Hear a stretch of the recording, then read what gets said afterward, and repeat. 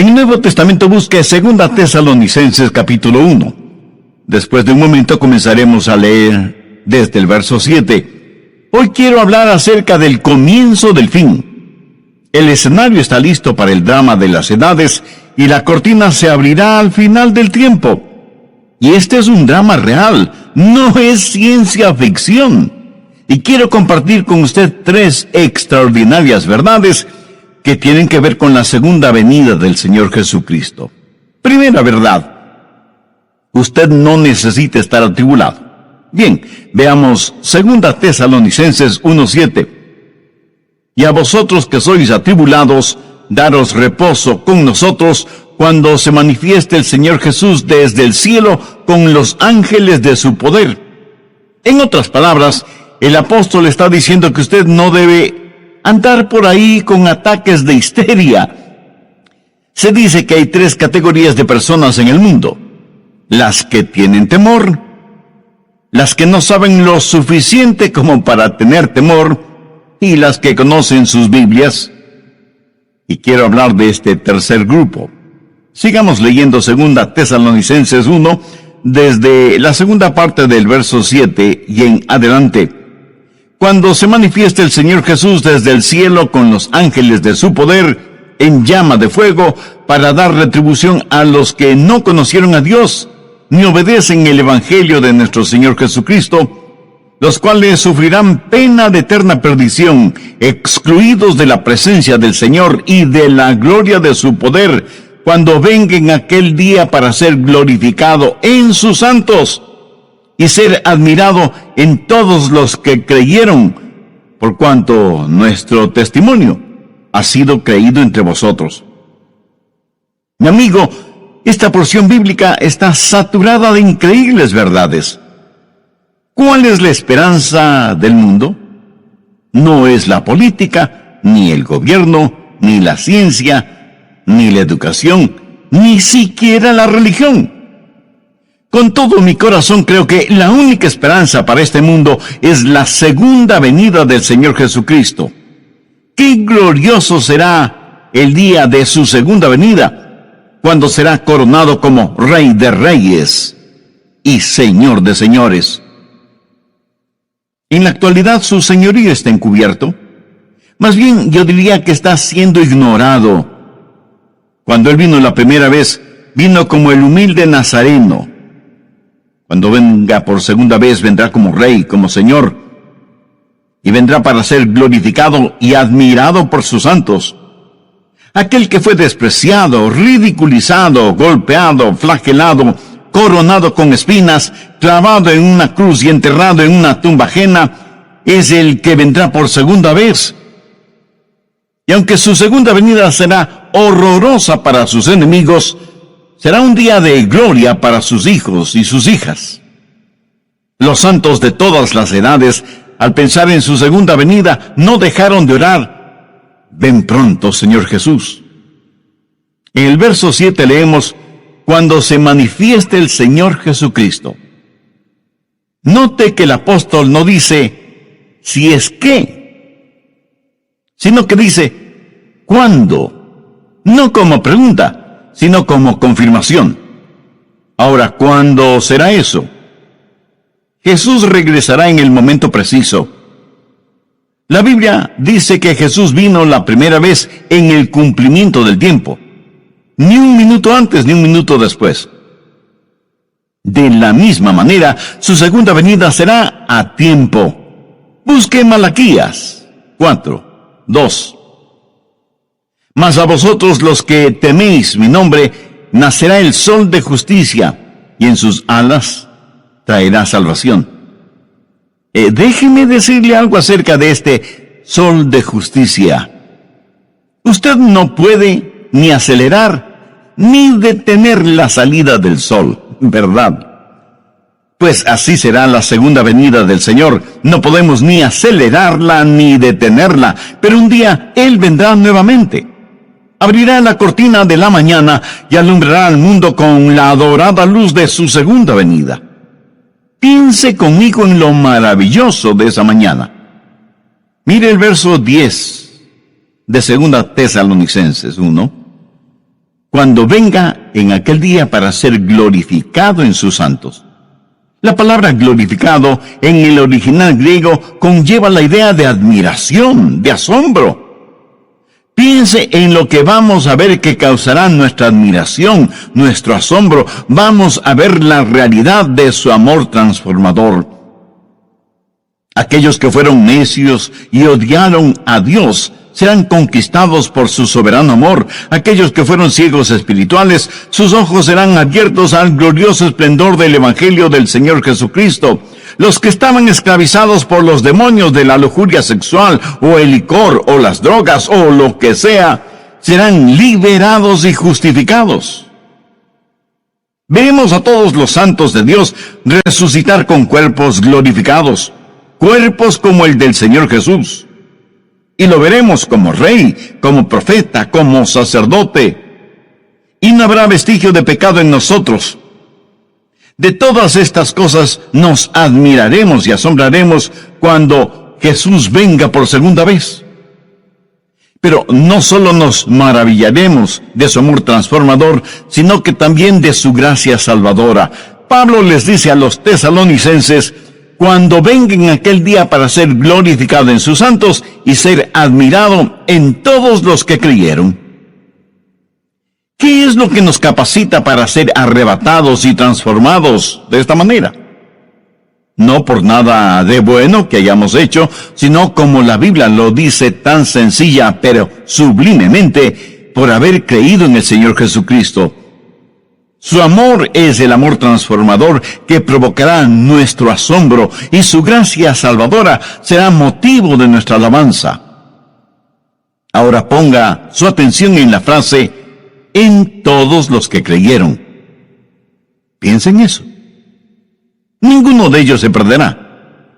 Ningún hijo o hija de Dios se perderá. Cuando Jesús nos salva, Él nos guarda y protege.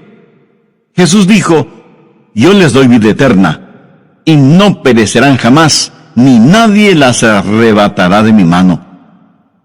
Y no debemos pensar solo en lo maravilloso de su venida, sino también en el testimonio de su venida. Pablo, al escribir a los hermanos en la iglesia de Tesalónica, les estaba dando su testimonio. Hermanos, aquel Jesús que vino, vendrá otra vez. Y ellos creyeron ese testimonio. Pero Pablo constantemente testificaba sobre la segunda venida del Señor. Ese era uno de los puntos fuertes de su predicación, y los hermanos recibieron el testimonio del apóstol. El apóstol les dijo: les hemos dado testimonio a ustedes que creen. ¿Sabe usted cuál será mi mayor gozo cuando esté en el cielo? El ver a personas a las cuales tuve el privilegio de presentarles al Señor Jesucristo. Yo no quiero ir al cielo sin haber hablado a nadie de Cristo. Eso sería una vida totalmente desperdiciada, ¿no le parece? De eso está hablando Pablo, de la segunda venida de Cristo, cuando Jesús nos será revelado como Rey y Señor, de que Él vendrá y será admirado por sus santos, y que nuestro testimonio como creyentes debe mostrar que creemos más en lo que dice la palabra de Dios que lo que dicen los periódicos y las revistas. Pero Pablo dice algo más. No solo que usted necesita no atribularse, sino que la segunda verdad es la siguiente: usted no debe dejarse atrapar. No debe dejarse engañar. Busque 2 Tesalonicenses 2 desde el verso 1.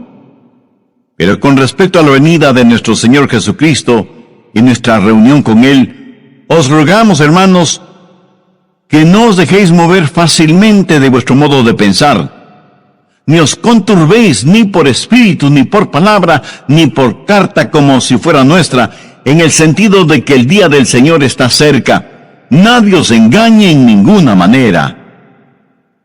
Ahora, lo que sucedía en la iglesia de Tesalónica es que había una diabólica decepción.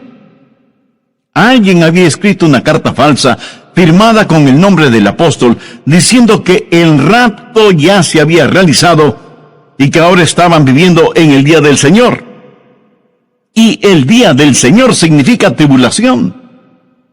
Y estos hermanos estaban sufriendo porque creían que el rapto ya había sucedido y que ellos habían sido dejados. Por eso el apóstol está desenmascarando esa diabólica mentira y les pide que no se dejen engañar. Hay cualquier cantidad de engañadores y charlatanes espirituales, cualquier cantidad de autoproclamados apóstoles, profetas y maestros que engañan a muchos en nuestros días. Y esa es la razón por la que estamos estudiando profecía bíblica.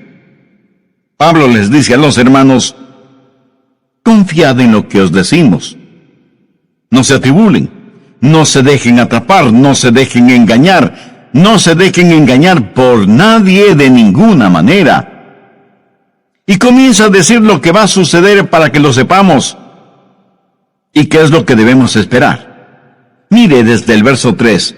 Nadie os engañe de ninguna manera, porque no vendrá sin que antes venga la apostasía y se manifieste el hombre de pecado, el hijo de perdición, el cual se opone y se levanta contra todo lo que se llama Dios o es objeto de culto, tanto que se sienta en el templo de Dios como Dios, haciéndose pasar por Dios. ¿No os acordáis que cuando yo estaba todavía con vosotros, os decía esto? Aquí Pablo comienza a hablar de la venida del anticristo, llamado también la bestia, el hombre de pecado, el malvado, el hijo de perdición, y el juicio de Dios viene sobre él. Y Pablo dice que para que el día del Señor se haga realidad, primero tiene que darse la apostasía, y luego vendrá el anticristo, a quien el apóstol lo llama el hombre de pecado. ¿Hay o habrá un hombre tan depravado que la Biblia lo identifica como el hombre de pecado? Actualmente estamos viendo cuán lejos ha ido la raza humana. Comenzó con el pecado del hombre y terminará con el hombre de pecado. Este hombre será la esencia misma del mal, la encarnación de la maldad, la perversidad en forma humana. Será el diablo luciendo ropaje humano. En Apocalipsis 13 se lo identifica como la bestia, que vendrá pretendiendo ser el Cristo, pero solo será un Cristo falsificado. Jesús dijo: el que me ha visto a mí, ha visto al Padre. Cuando el anticristo, la bestia, el hijo de perdición, el hombre de pecado, venga, dirá igualmente: el que me ha visto a mí, ha visto a mi Padre, porque será la encarnación de Satanás. ¿Y qué es lo que él va a hacer? Mire el verso 4. Se opone y se levanta contra todo lo que se llama Dios o es objeto de culto, tanto que se sienta en el templo de Dios como Dios, haciéndose pasar por Dios. La suprema ambición del diablo es el ser adorado. Mire lo que él dijo en Isaías 14:14. Y seré semejante al Altísimo. ¿Lo ve? Satanás quiere recibir adoración. Por eso se opone a Dios y a todo lo que tiene que ver con Dios, y hasta llegará a sentarse en el templo como si fuera Dios. De paso, quiero decir que esto revela que el templo de Jerusalén será reconstruido. La Biblia enseña que vendrá un tiempo de apostasía, de desviarse completamente de la palabra de Dios, y que durante ese tiempo el hombre de pecado, la bestia, el anticristo, será revelado. Por eso Pablo dice en 2 Tesalonicenses 2:3, nadie os engañe en ninguna manera, porque no vendrá sin que antes venga la apostasía y se manifieste el hombre de pecado, el hijo de perdición. Aquí la palabra manifieste literalmente significa que va a ser expuesto, se va a quitar el velo o cortina que lo oculta. Ahora, si el rapto está cercano, eso quiere decir que el anticristo está ya vivo y presente en algún lugar de nuestro planeta Tierra, y está esperando el momento oportuno para darse a conocer, para quitarse el disfraz. El apóstol Pablo dice claramente que ya está en nuestro mundo el espíritu del anticristo. Anote 2 Tesalonicenses 2, los versos 6 y 7. Y ahora vosotros sabéis lo que lo detiene, a fin de que a su debido tiempo se manifieste. Porque ya está en acción el misterio de la iniquidad, solo que hay quien al presente lo detiene, hasta que él a su vez sea quitado de en medio. Aquí se habla del poder que restringe al diablo. Pablo dice que existe en el mundo un espíritu de iniquidad, y por eso es que la maldad es tan prevalente en nuestros días. Estuvo presente en la época de Pablo, tanto como lo está presente en nuestra época. Estamos enfrentando seres espirituales de maldad que están bien organizados, son inteligentes, invisibles, incansables. La Biblia los identifica como el misterio de iniquidad. Es una conspiración diabólica que se hará más fuerte en los últimos días, liderada por el anticristo. Sin embargo, la Biblia dice que esta conspiración está siendo detenida, restringida. Mire nuevamente el verso 7, porque ya está en acción el misterio de la iniquidad, solo que hay quien al presente lo detiene, hasta que él a su vez sea quitado de en medio. ¿Quién es el que restringe a Satanás? Verá, Satanás no puede hacer todo lo que hoy quiere hacer, pero que un día sí lo hará. Hay alguien que detiene a ese anticristo, a este superhombre de Satanás, para que no haga todo lo que quisiera hacer este mismo momento. ¿Quién tiene ese poder para restringir las actividades de Satanás? Es el Espíritu Santo, cuyo ministerio es el ayudar a los santos. Pero no solo eso, sino que también debe restringir a Satanás. Así que el ministerio del Espíritu Santo es doble: ayudar a los santos y restringir la obra del diablo. Cuando el rapto se haga una realidad y los creyentes sean arrebatados para encontrarse con el Señor Jesús en el aire, el Espíritu Santo que vive en nosotros será quitado del camino. Verá, la genuina iglesia cristiana ahora mismo, llena del Espíritu Santo, es el gran obstáculo en la supercarretera de Satanás. Al diablo le encantaría ver desaparecer la iglesia. El diablo quisiera detener la difusión de mensajes como este que le estoy entregando ahora mismo. Satanás estaría feliz si nosotros, hijos e hijas de Dios, juntamente con nuestras oraciones y el Espíritu Santo, no estuviéramos en su camino, porque le somos un impedimento para sus planes. La iglesia, llena del Espíritu Santo, es la fuerza que restringe la obra de Satanás en el mundo. Y si usted cree con toda razón que hay extrema maldad en el mundo, imagínese lo que sería y lo que será cuando el Espíritu Santo y la iglesia sean quitados del mundo. ¿Está usted lleno del Espíritu Santo?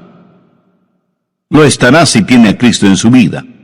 En el programa anterior vimos 2 de 3 extraordinarias verdades que encontramos en 2 Tesalonicenses 1, los versos del 7 al 10. Primera, usted no necesita estar atribulado. Segunda, usted no debe dejarse engañar o atrapar. Bien, prosigamos con nuestro estudio. Uno de estos días, en un abrir y cerrar de ojos, en un parpadeo, seremos arrebatados. Y cuando eso suceda, será el día de fiesta en el infierno. ¿Por qué? Pues porque ya no habrá restricciones para Satanás. ¿Qué es la iglesia? La iglesia es sal y luz. ¿Qué es lo que hace la sal? Bueno, hace varias cosas: purifica, conserva, descontamina, pero también pica, quema e irrita.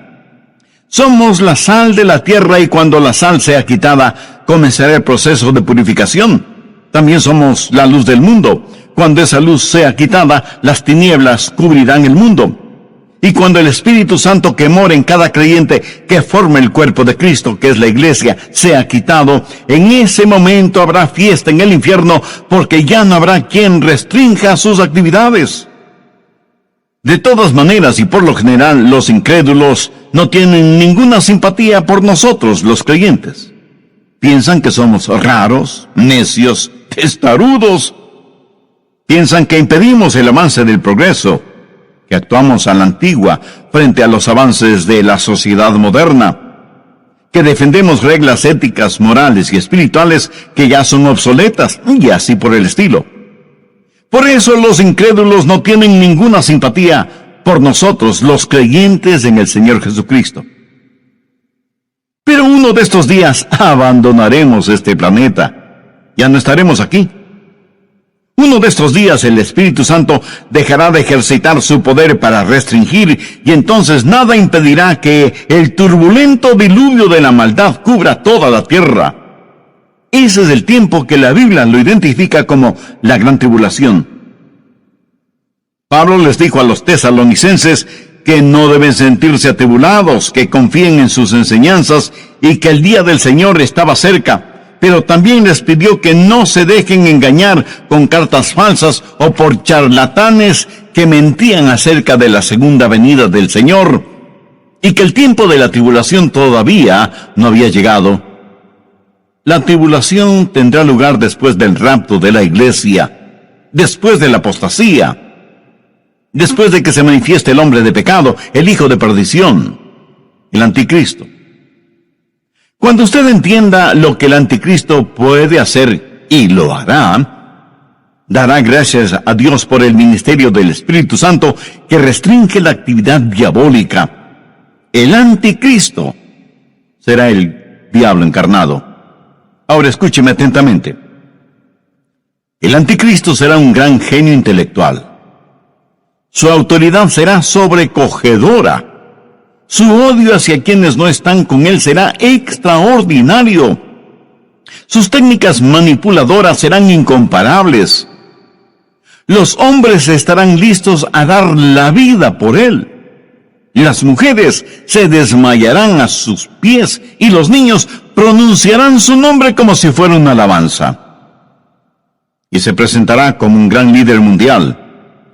Él será parte del plan maestro de Satanás, que convertirá a este mundo en un enorme campo de concentración en donde los seres humanos, todos los seres humanos serán numerados. Este número, esta marca, será lo único que permitirá a hombres y mujeres el comprar o el vender. Él será el sumum de los Atilas, los Hitlers, los Stalins, los Idi Amins, los Saddam Husseins que han existido y que existirán. Piense, la maldad de todos ellos en un solo hombre. Por eso la Biblia lo identifica como el hombre de pecado. Tendrá registrados a todos los seres humanos en una supercomputadora y bajo un régimen del cual no podrán escapar. Y mientras más las máquinas actúan como hombres y más los hombres actúan como máquinas, será evidente la gran tribulación. Habrá días de tortura y de terror, y quienes no hayan recibido al Señor Jesucristo como Salvador antes de la tribulación, creerán todas las mentiras del anticristo. Veamos 2 Tesalonicenses 2, los versos 11 y 12. Por esto Dios les envía un poder engañoso para que crean la mentira, a fin de que sean condenados todos los que no creyeron a la verdad, sino que se complacieron en la injusticia. Resumamos un poco lo estudiado hasta este momento. Primero, usted no necesita estar atribulado. Segundo, usted no debe dejarse atrapar o engañar. Tercero, usted no debe abatirse o desanimarse. Mire lo que dice el verso 8. Y entonces se manifestará aquel inicuo a quien el Señor matará con el espíritu de su boca y destruirá con el resplandor de su venida.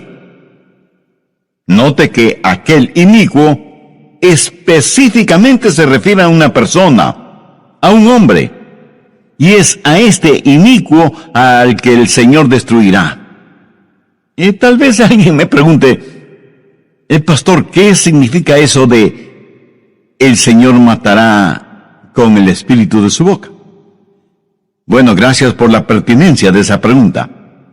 Para contestarla, permítame a mí hacerle una pregunta. ¿Sabe usted cómo va a ser peleada la batalla de Armagedón? Por si no lo ha notado, la Biblia dice que la batalla de Armagedón se peleará con palabras que saldrán de la boca de Jesús. ¿Cuáles serán esas palabras? Dos sencillas, pero poderosas palabras. Cáiganse muertos. Eso es. Jesús los consumirá con el espíritu de su boca y con el resplandor de su venida. Amigo, amiga, lo que estoy tratando de decir es que usted no necesita estar atribulado, usted no necesita estar atrapado o engañado, usted no necesita ser abatido o desanimado. ¿Por qué? Se lo digo con toda la unción y la emoción de mi alma, porque Jesús vendrá otra vez. Permítame repetirlo hasta que lo entienda muy bien. Jesús vendrá otra vez. También deseo que aprendan lo siguiente. Hay dos aspectos de la segunda venida de Cristo. Y cuando se habla de su segunda venida, literalmente se está hablando de su aparición física y corporal entre los hombres. No es primordialmente una determinada fecha, sino más bien una serie de eventos que sucederán cuando nuestro Señor Jesucristo venga nuevamente. ¿Cuáles son algunos de esos eventos? En primer lugar, Él viene por su novia, la iglesia, y esa venida será dulce y secreta. Mire lo que Pablo dice en 2 Tesalonicenses 2:1. Pero con respecto a la venida de nuestro Señor Jesucristo y nuestra reunión con Él, ¿cómo será su venida? Busque por favor 1 Tesalonicenses 4:16. Porque el Señor mismo, con voz de mando, con voz de arcángel y con trompeta de Dios, descenderá del cielo, y los muertos en Cristo resucitarán primero.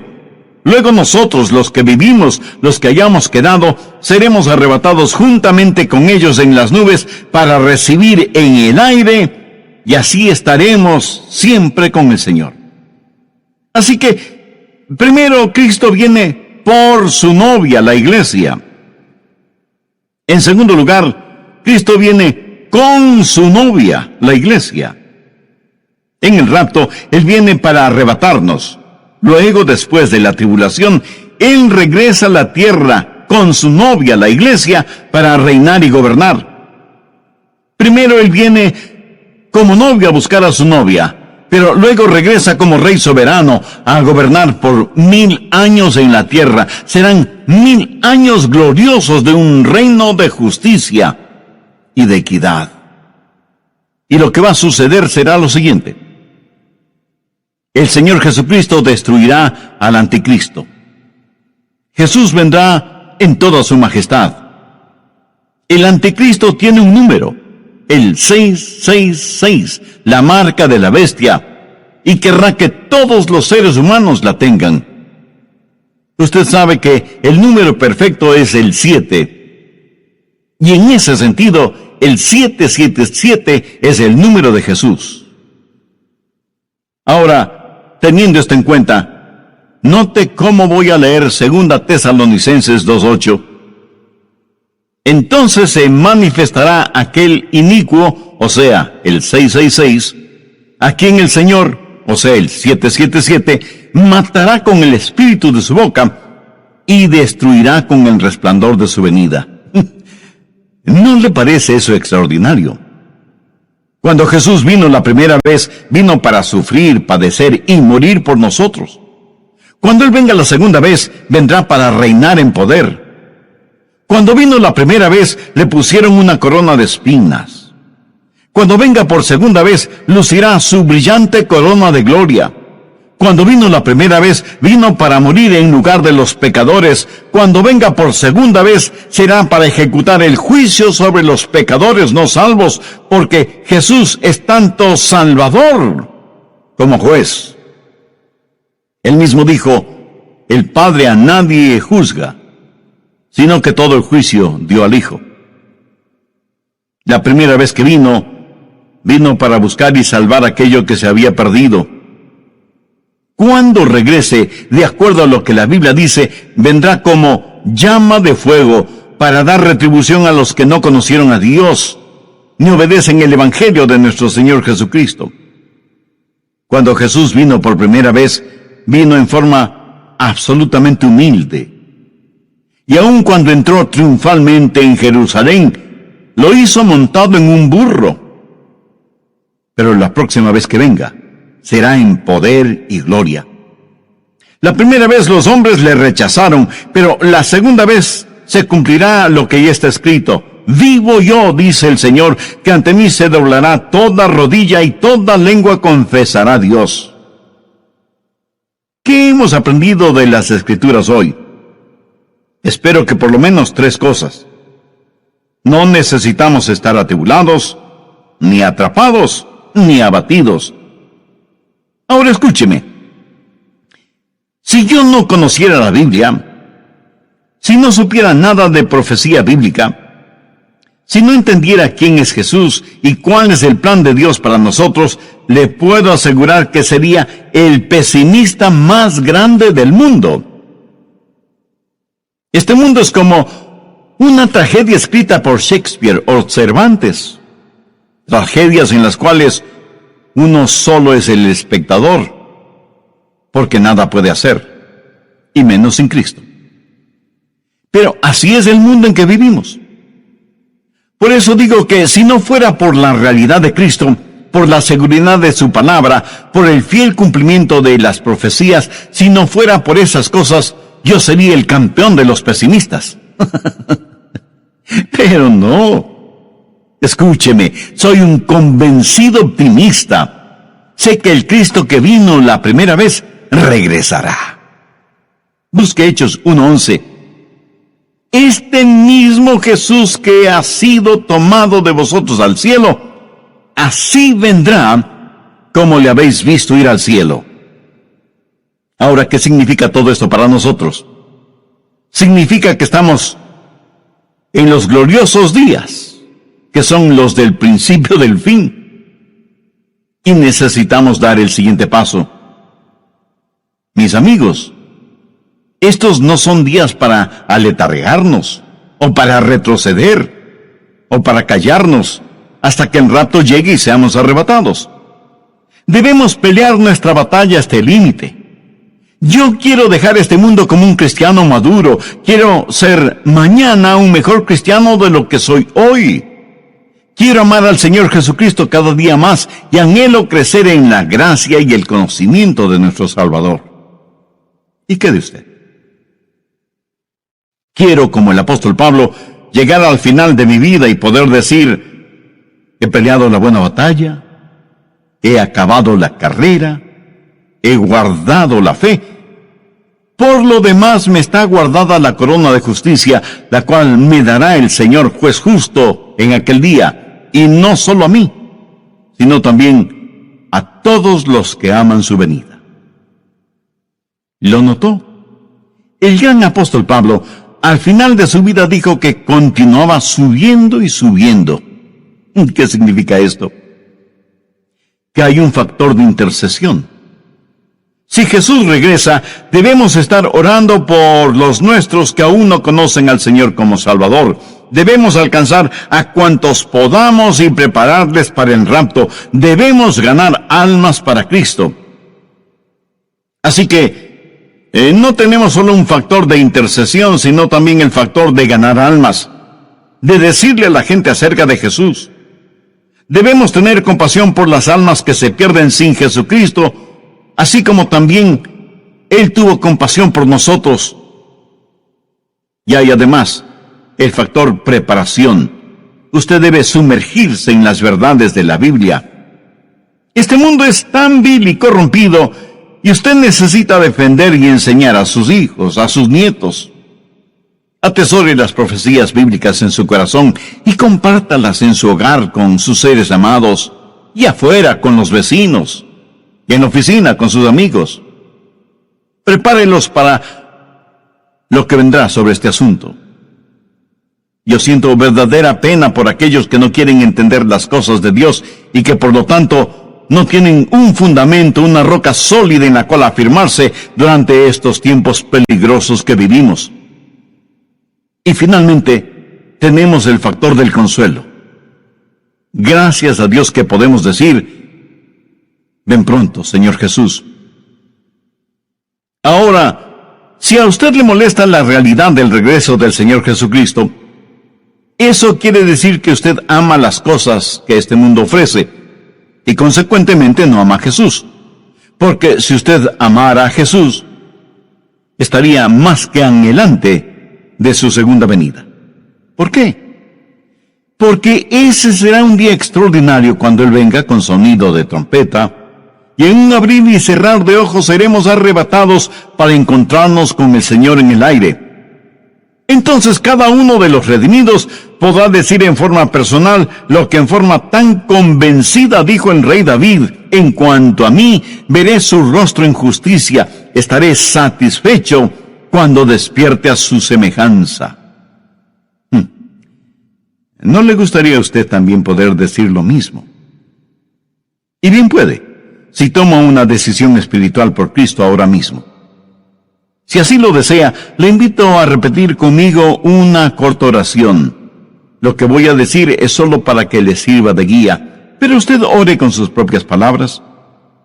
Dígalas en voz alta o en voz baja, o silenciosamente si así lo prefiere. Pero ore con fe, con sinceridad, con convicción, porque esta decisión tendrá repercusiones eternas.